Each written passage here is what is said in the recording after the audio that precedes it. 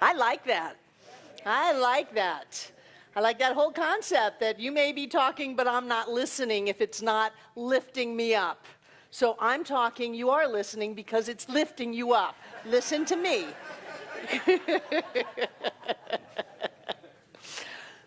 I haven't been here for 2 weeks.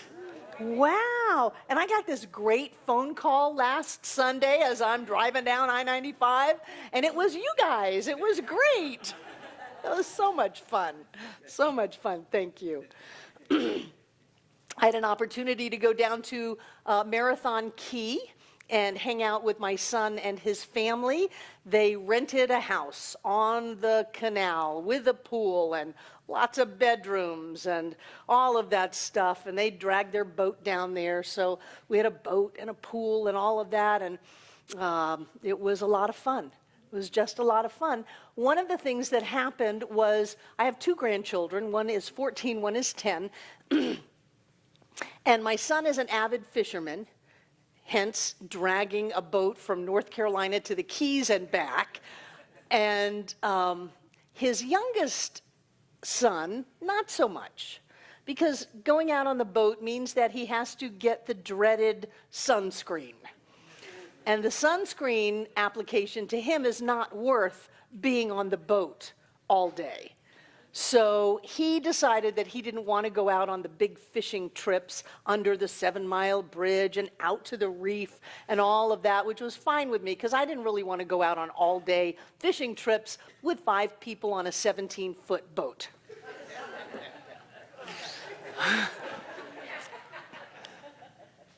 So he and I hung out at the rental house, which was great. The pool was heated. I mean, this was a class act.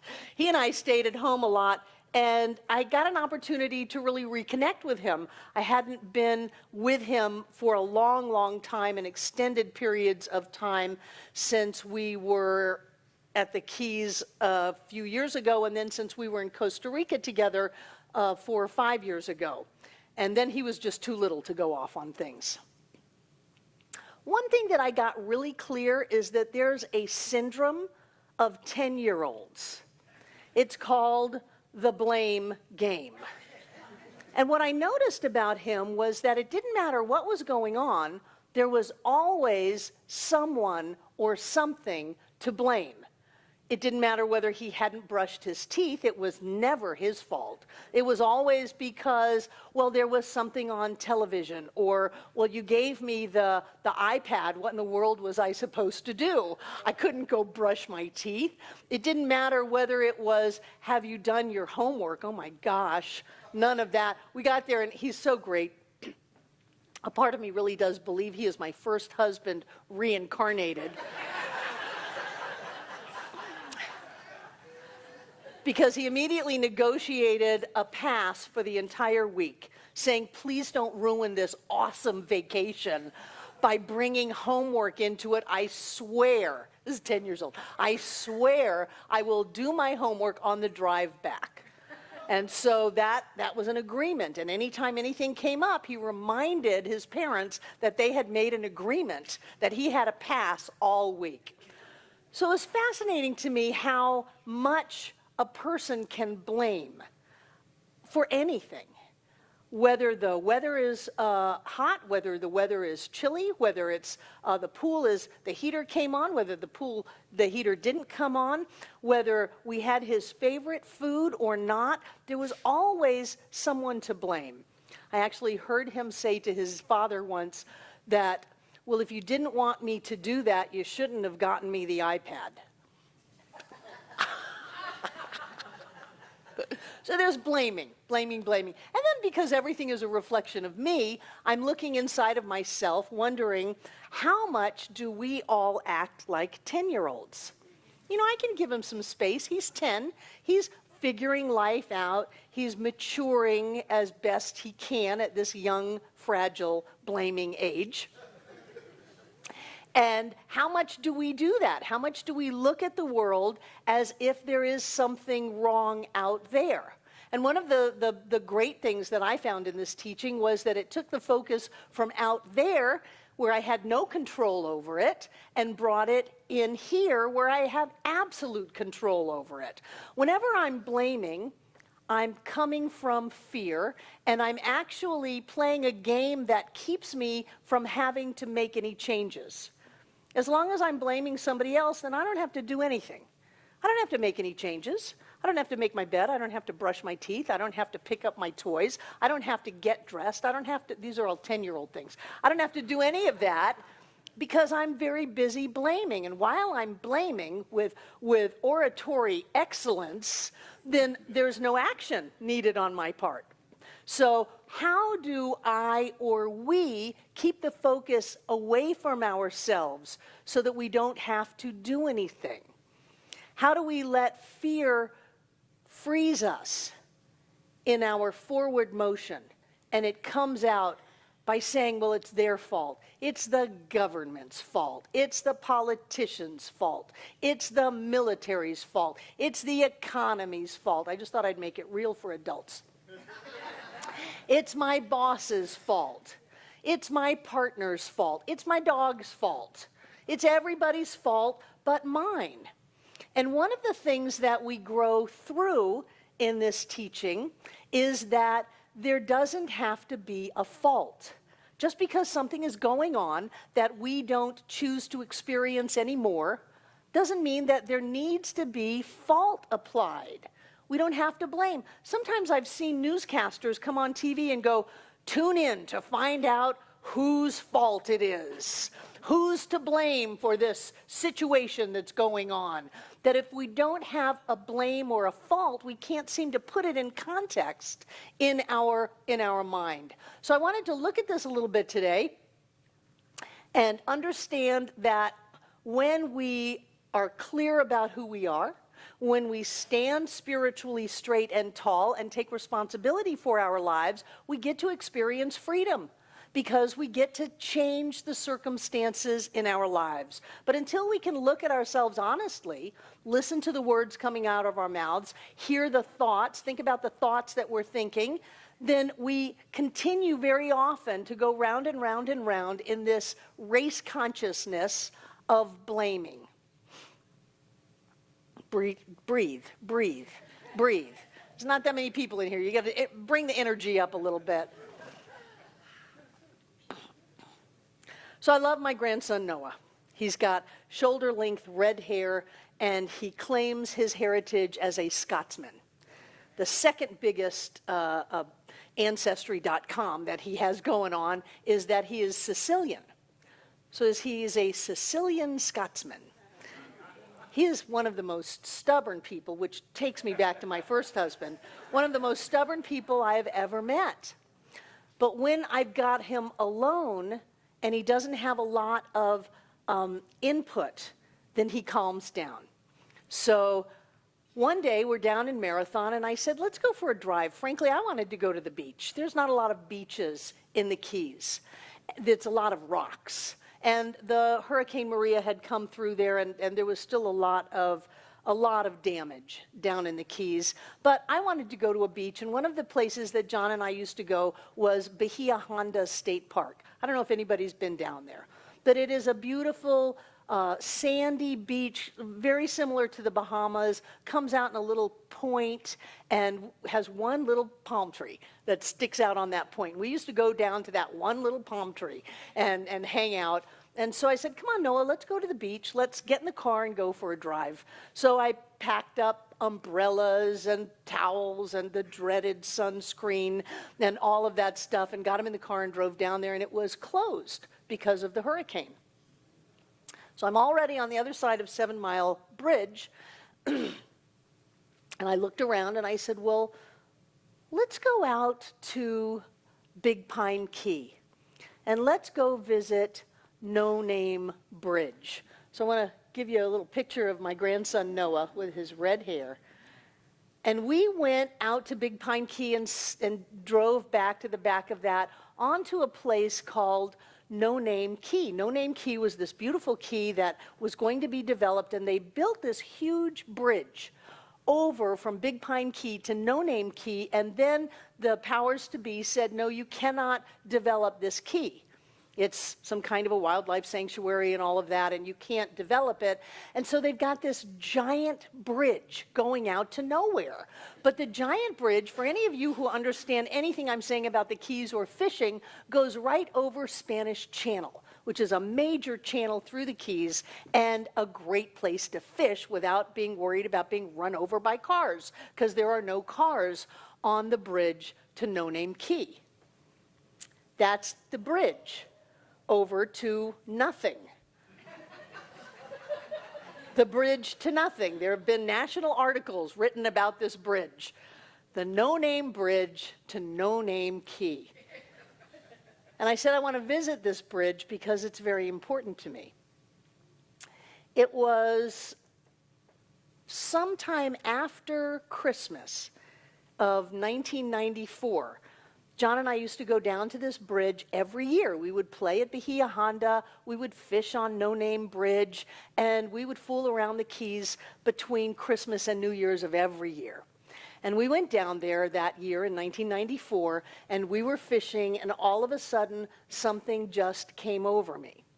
Because I had been in ministry in Miami for 5 years. I'd been a minister at the Miami Church of Religious Science for 5 years, and I did not leave under loving circumstances. I was 32 years old. I had a bit of a chip on my shoulder because, after all, I was the superstar. I came in, the congregation was at 30 members, and I grew it with my husband at the time. I grew it to 300 people. We had 50 kids in the Sunday school, and we put a new roof on it, put new air conditioners on it, got rid of the school that had rented the Sunday school space and had to dig out the concrete floor with jackhammers because of the smell in the bathrooms. So we cleaned the place up. We used to rent that place out to fraternities from University of Miami, which was right down the street, for parties. We were so desperate for money. And I would come over Sunday morning and start picking up glass from the parking lot and clean the place up. And I transformed all of that. I'm Barbara, at that time, Bonacorso. I transformed all of that. We had the place hopping. We went from singing old Christian hymns with metaphysical words, onward, souls eternal, to a rock and roll band. The place was packed. We had a radio show. You know, we were cooking, and I was hot stuff. The problem is that my ego had not come along for the ride of the growth of the church at the time. And so I was still in my early 30s. And what I learned from that experience of being ousted on my rear was that anytime you draw a line in the sand, you have already lost. You've already lost. Once you draw the line, you lose, because we go from a creative universe to a competitive universe. And whenever you're in a competitive universe, then you've lost, because there are winners and losers, and whenever there is a loser in my consciousness, I experience that. If I only have winners in my consciousness, like Wallace Wattles says in The Science of Getting Rich, if I learn how to get rich, to grow, to be successful, and bring everybody else up around me, then everybody wins, and I've moved into the creativity of all that is. If I think that I've got to get it while the getting's good and get it before somebody else does, then I've moved into the competitive universe and I've already lost. So that was such a great lesson for me. And being in my early 30s, it came with wailing and gnashing of teeth. It came with attorneys and all of that. So after I left the Miami church, I swore I would never do that again. Never, ever, ever. People have to be nuts to be ministers. They have to be nuts, because there is a time when things can turn against us, was my thought. And what I learned was the only thing that happens to me in my life is me. And if I am clear about who I am, and if I love with all my heart, and if I am willing to look inside of myself and see what kind of a game I am playing, the blame game, the shame game, then I'm going to be able to let all of that neurotic stuff go and grow into the magnificent spiritual being that I was always meant to be. It's always all about me. There is no one to blame. It's like Jimmy Buffett. I had the Margarita channel on Sirius XM radio all while I was at the Keys, and there's the she's to blame. Oh, maybe I was to blame. Well, there's no one to blame. And that's the progression that we go in, preferably without being wasted away in Margaritaville, but that's the progression, that we go from blaming somebody else, and then we blame ourselves, which is equally neurotic and dysfunctional, because all we're doing is growing, all we're doing is trying something out. If we go to a buffet and we try out a dish and we don't like it, are we wrong?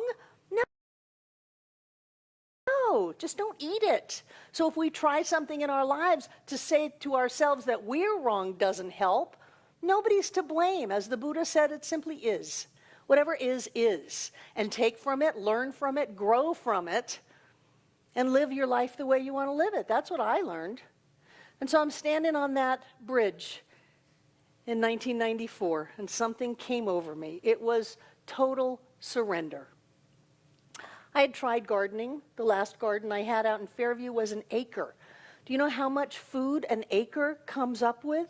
You know how much time it takes to garden an acre? I tried going to UNCA, and I was a straight A student and all of that, and I was running as fast as I could from who I was. And so we're down in the Keys in 1994, and I just looked at John. No previous conversation. All I said was, okay, I'll do it. He knew exactly what I was talking about because he kept asking. For years, he kept asking, are you going to do it? Will you do it? Will you go back into ministry? Will you be who you have come here to be? Will you do what is your genius? Will you be the woman that I fell in love with, that I know you to be? Will you? And I looked at him and said, okay, I'll do it. And we came back home and sent out some flyers and had 30 people in our living room to birth what was then called Center for Creative Living. Devon was there, first Sunday. Yeah. And since then, it's been a wonderful, wonderful ride. It was poignant for me to stand on that bridge because I had not been on that bridge since I said, okay, I'll do it. John has not been back since 1994. I've been busy. You've been busy. Because when you decide to do it, life supports you in giving you things to do. I had to stop blaming the people at the Miami Church of Religious Science. I had to stop feeling like I had been done wrong. I had to stop thinking that somehow I was a victim in any way, shape, or form.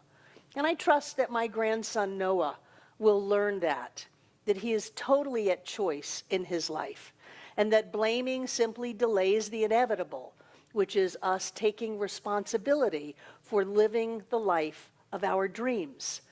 I love this teaching because it's in each and every one of us. The power to have the life of our dreams, to be who we have come here to be, is inside of us. We can drag our feet, we can play the blame game, we can turn against ourselves and try to hold ourselves back, but eventually the light that is us will find a crack and it will shine. Eventually we will have to surrender to being the magnificent spiritual being that we are. I can see the light. I can see it in each and every one of you. I can see being a part of a world that is transformed because we showed up. We decided to be our self with a capital S. So thank you, Little Bridge to No Name Key.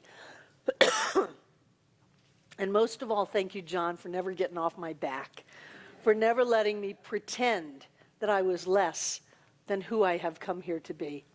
The blame game is a low-level game. It will not get you where you want to go. It doesn't matter what anyone seems to have done to you. You put yourself in there. It doesn't matter what you think you have done. You have never made a mistake, because God is all that there is, because you are the infinite presence of spirit as you. You are magnificent and you are divine. All of the power that is at the point of you. And I am very grateful that I took that step and have had these years. Thank you, and so it is.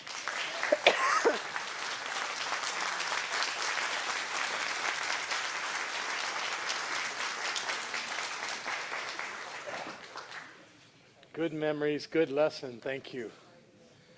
Do we have anybody with us this morning who's here for the first time? If you are, would you just raise your hand for us? We can say, hi. Welcome. We're delighted that y'all have found your way here today. Thank you for being with us. Anyone else? We got 2 folks over here. Anyone else? Great. Well, what I know is that there are thousands of people looking at this video. And if you're looking at this video for the very first time on our website or on our YouTube channel, thank you for finding us. We're delighted that you're here. Yeah. So let's have our prosperity acceptors come forward. And I'll grab these gifts and tithes that have come this way. And again, talking to those that are watching us online. You probably have noticed there's a donation button on your screen somewhere. Please do not hesitate to click that button and see what's out there for you to do to support this center, because those in the room here are great supporters of this center. Thank you all for the way you love this center and that you give your money to it so that we can continue doing the important work that we do, so that we can pay our bills and that we can build a great ministry around the world with the thousands of people that join us by the internet. So thank you all for who you are and what you bring. So take what you're going to give. Now, I'm going to hold these that have come to the center late in the week and hold them close to my heart and know the truth. And the truth is, exactly as Barbara was saying, we're the ones in charge. The presence and the power of the one dwells at the point of us. We choose. We choose where to go and what to do and how to use our money. And when we support this center, we are blessed. And the center is blessed, and the world is blessed, and a better place emerges from all of that. So the good that we do can't actually be measured, yet it's there, doing the good things that we choose to do. So with that clarity of knowing and the action of the divine in our giving, I know that we continue to do what is ours to do in wonderful ways. And to seal that within our consciousness, we say these words together aloud. I freely and joyously give from the abundance and fullness of my overflowing wealth, knowing my gift goes with love as it touches and blesses the world. And so it is.